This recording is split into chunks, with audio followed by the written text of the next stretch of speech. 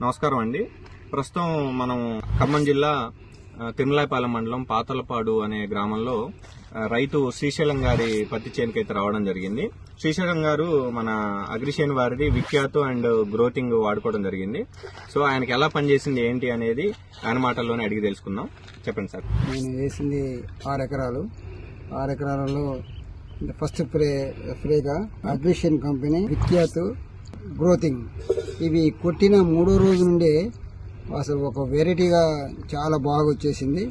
అందరూ ఆశ్చర్యంగా రోడ్డు మీద పోయేవారు కూడా నిలబడి ఏం కొట్టారు, ఏంటి, ఎలా వచ్చింది అని అడిగేవారు. మీరు కొట్టిన మనం చెప్పండి, మాకు ఎక్కడ ఏంటి అని అడిగేవారు.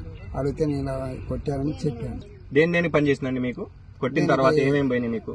దోమ పోయింది, నల్లి లేదు, నీట్గా కొడుతుంది.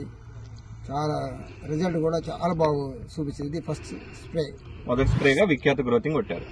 కొట్టిన తర్వాత మీకు చెట్టులో ఏం మార్పు గమనించారండి?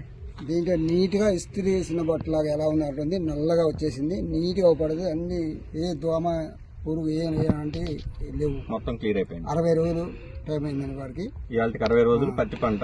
ఇది కొట్టిన రోజులు అయిందండి మీరు విఖ్యాత గ్రోతింగ్? వారం అయిందండి. ఒక వారం రోజులు అయింది. వారం రోజులు అయిందండి. 3వ రోజు నుంచే రిజల్ట్ అనేది కనిపించింది. సైడ్ బ్రాంచెస్ కొమ్మలు రావడం కానీ పూత రావడం కానీ కనిపించిందండి. వచ్చేసింది, కొమ్మలు ఇలా వచ్చేసినాయి, ఇలా పూతలు మొత్తం వచ్చేసి వస్తున్నాయి. గ్రోతింగ్ ఇలా ఏ కొమ్మ బాగా వచ్చేసింది.